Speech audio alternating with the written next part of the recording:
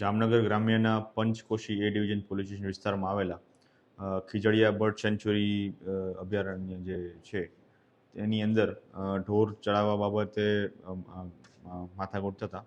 અલગ અલગ 4 વનકર્મીઓને ઉપર હુમલો થયેલો હતો અને જેમાં અલગ અલગ 3 આરોપીઓ દ્વારા એમના ઉપર મારામારી કરી અને તેમની સાથે હુમલો કરવામાં આવેલો હતો. આ બનાવને અંતર્ગત પંચકોશી ડિવિઝનમાં ફરિયાદ દાખલ કરવામાં આવેલી હતી, જેમાં ભારતીય ન્યાય સંહિતાની કલમ 121(1), 121(2), 296(b), 351(3) તેમજ 54 મુજબ તેમજ જીપી એક્ટની 135 કલમ મુજબ ગુનો દાખલ થયેલો હતો. અને આ કામમાં 3 આરોપીઓ જેના નામ છે